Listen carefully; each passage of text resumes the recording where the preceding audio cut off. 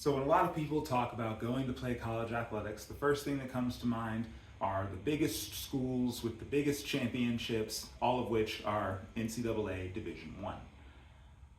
But you have to recognize that the schools that you see in the rankings, that get the media coverage, those are the powerhouses of college sports. They make a lot of money, they have the pick of talent, and with that comes a certain pressure to perform that is at the highest possible levels.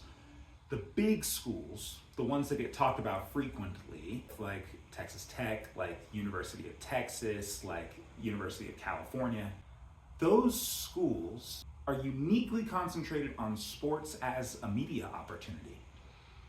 They're essentially professional level competition.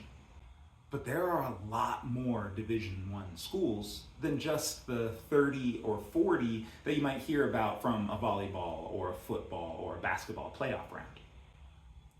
When thinking about what school size to choose, it's actually really important for your athlete to decide a whole lot of other things about their college experience before they consider the athletics program.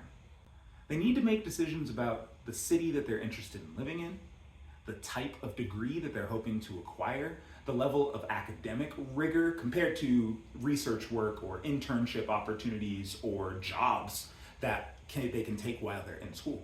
Whether it is a small town or a big city, a small school or a large school. After all of those decisions get made, when they've selected the social climate and the culture that's best going to support them when they're done with their college experience, then you can make certain decisions about the athletic environment that's appropriate.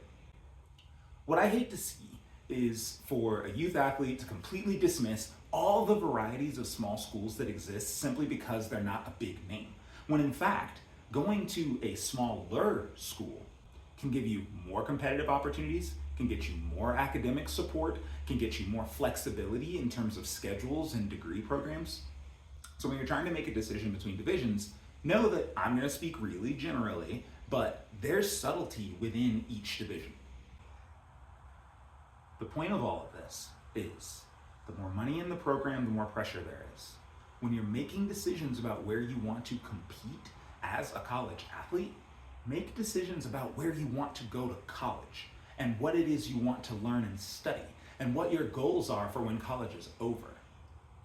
Then, with the space that remains, decide what athletic environment best serves your goals as a person and as an athlete.